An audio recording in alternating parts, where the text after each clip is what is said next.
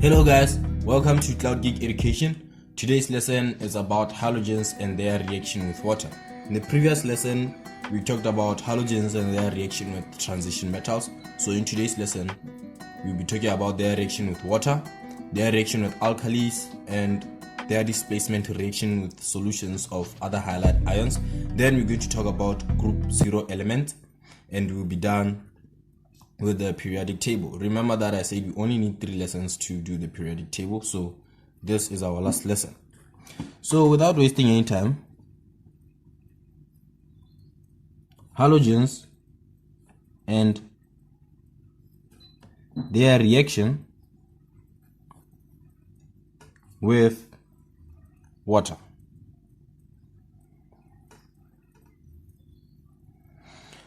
Halogens and their reaction with water. So halogens react with water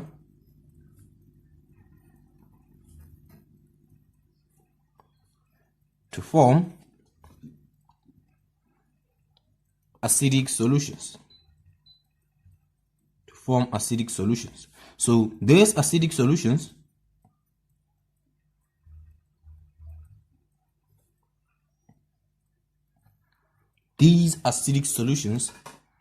have oxidizing properties. You'll understand about oxidizing when you talk about redox reactions. So for example, we have chlorine diatomic, which is a halogen. It reacts with water, H2O. What do we get? We get hydrochloric acid and chloric acid.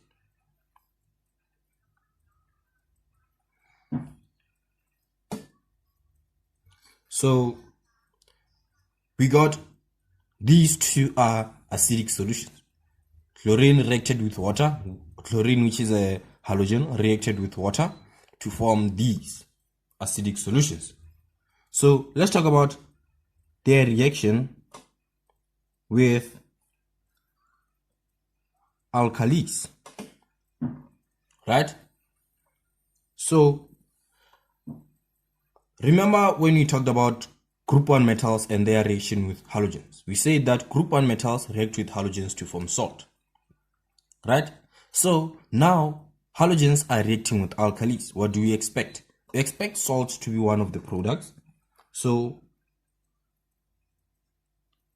halogens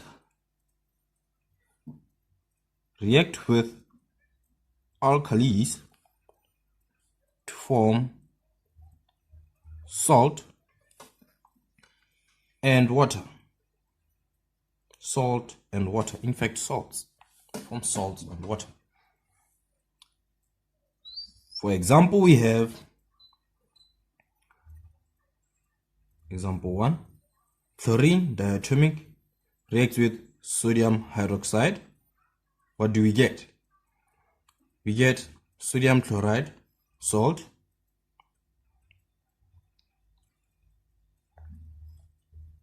plus water. That, you see it? It reacted with an alkali. We got salt. We got 2 salts and water. Let's check there. Let's have another example. We have bromine diatomic, which is a halogen. It reacts with potassium hydroxide. What do we get? Get potassium bromide plus and water. We have 2 salts and water. When you balance it, we just put a 2 there. So this is their reactions with alkalis. We expect to have salts and water, right? So now let's talk about their displacement reactions. Their displacement reactions with solutions of other halide ions, right? So when you talk about a displacement reaction, we simply mean we are replacing. A more reactive halogen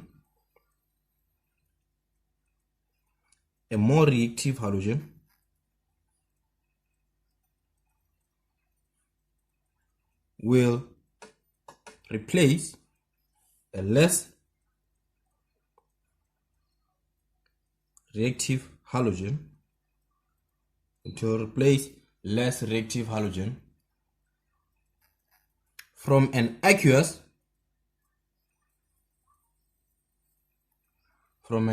solution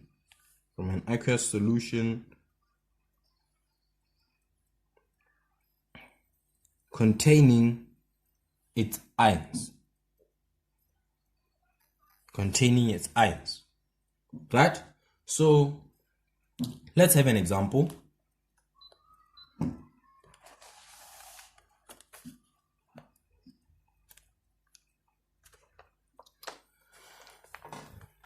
We are displacing. A more reactive one is replacing. Like I said, we are just replacing, right? Let's take a look at our periodic table right here. Remember what I said in the previous lesson? I told you guys that reaction decreases as we go down the group, right? In group 7 elements, while it increases as we go up the group. If it decreases when you go down the group, it means that fluorine is the most reactive element in group 7, followed by chlorine, bromine, and iodine. So for displacement reaction to take place, a more reactive one, fluorine, let's compare fluorine and chlorine. Fluorine is more reactive since fluorine is more reactive than chlorine, which means when fluorine finds chlorine in an aqueous solution, fluorine will displace it and fluorine will take that place. Let me give you this tip. For you to recognize that an element is more reactive, you just see it when on top of the other. For example, chlorine is on top of iodine, which means chlorine is more reactive. Bromine is on top of astatine, which means bromine is more reactive than astatine. That's what you look at. We'll talk about the reactivity series in due course when we talk about metals. So let's have an example. Chlorine diatomic reacts with potassium bromide. What do we expect? Chlorine is more reactive than bromine. Chlorine is on top of bromine. You should know your periodic table by head guess. At least from hydrogen to calcium. At least know the positions of elements. Know that, okay, fine, I don't know where iron is, but at least I know that iron is a transition metal. I should be looking for iron somewhere around here.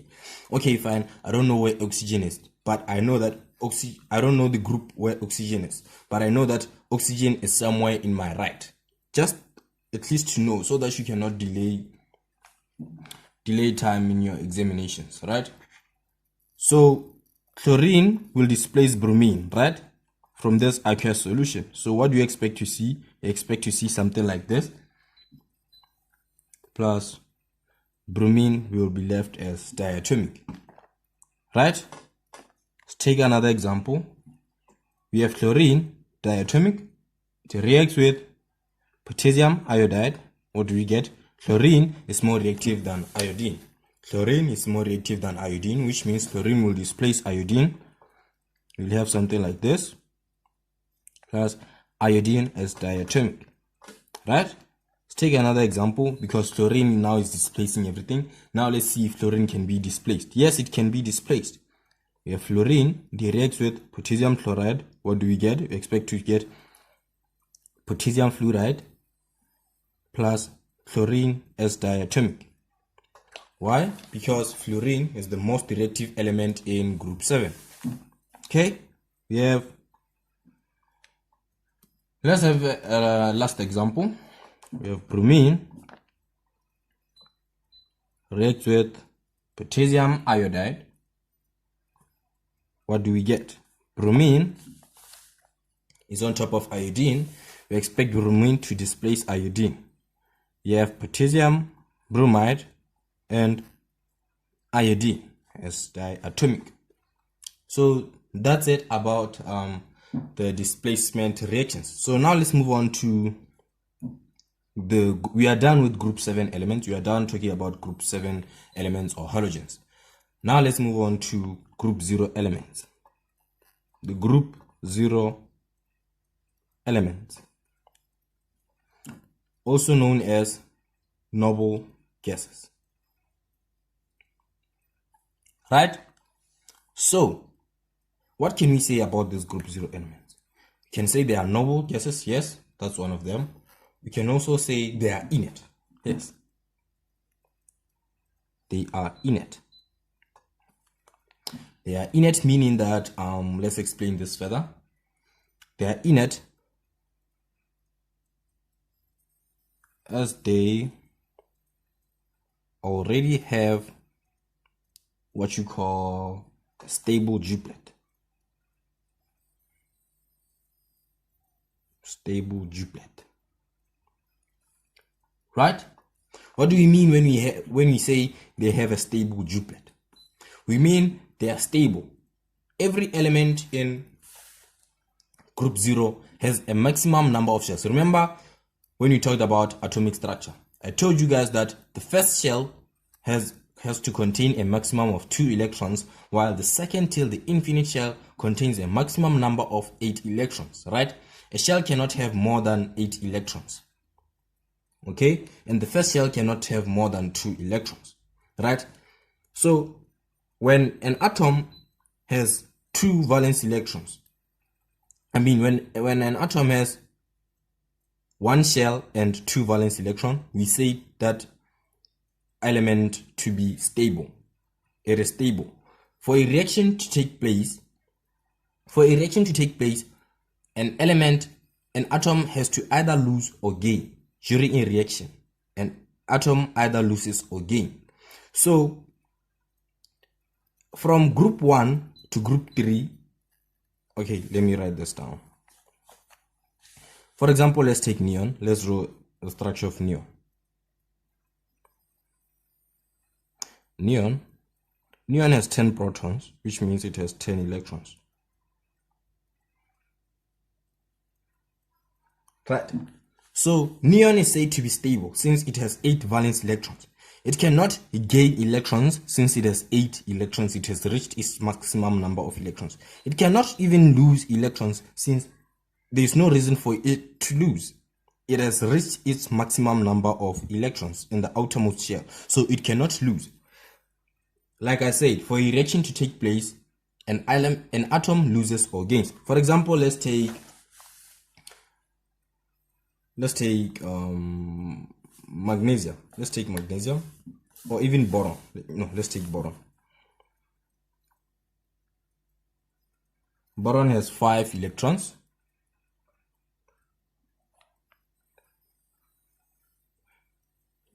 And let's take oxygen. Let's take oxygen. Oxygen has 8 electrons.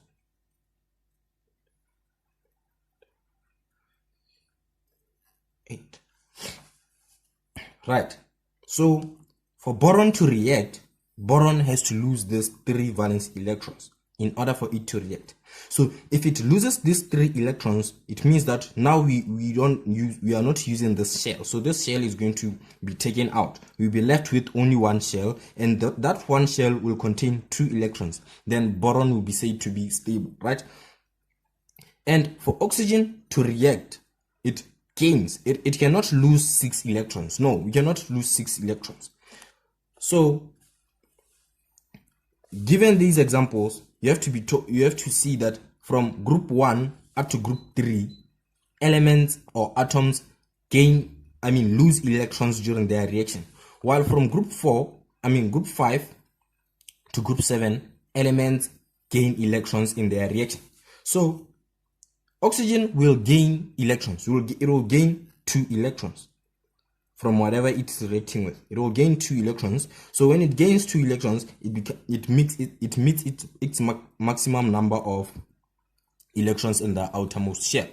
So that's why we're saying it will be stable, right? So going back here, when we say it has a stable duplet, neon is stable since it has 8 electrons.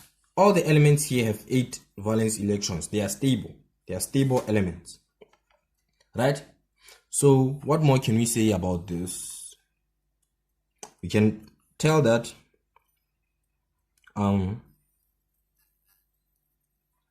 these elements are all gases that consist of a single atom. They consist of single atoms, these elements, right? Neon is just a single atom. Remember, I always write oxygen this way, right? And chlorine, I write it this way because I use chlorine the most. And bromine, I always write this. So these elements are said to be diatomic. They exist as diatomic, right? But neon, all the group 80 elements are not written as this. You write neon this way. They are said to be monoatomic. These are said to be monoatomic. They are monoatomic, right?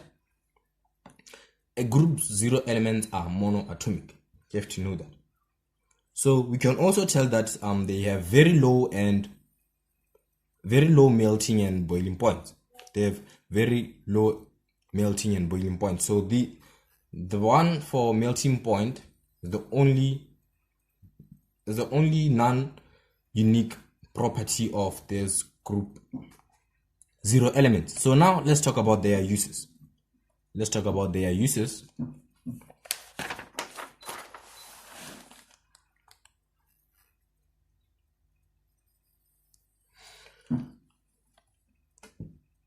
Uses of group 0 elements. So let me give you a tip right here. These elements are used for their unique properties. They have unique properties like they are stable. They are stable, meaning that they cannot react, right? They cannot lose or gain, which means they are going to be used for those unique properties. So the widely used group 0 elements is helium. Helium as one of them. We have argon. Argon is also one of them. And what? There are three. There are only three. And neon. Neon is one of them. Right. So let's talk about helium. Uses of helium. So helium is used to fuel airships. It's used to fuel airships and hot balloons. Helium is used to fuel airships. Look at this. Look at this word. It has the word air. What does air contain? Oxygen. Helium won't react with air. That's why it's used to fuel airships. Remember, they are used for their unique properties. They cannot react. Now, helium cannot react with air. That's why it is used to fuel airships. Let's talk about argon. Argon is used to fuel light bulbs. Why? Remember the filament, right? The filament gets hot. Therefore, argon won't react with the hot filament. That is why it is used to fuel the light bulbs.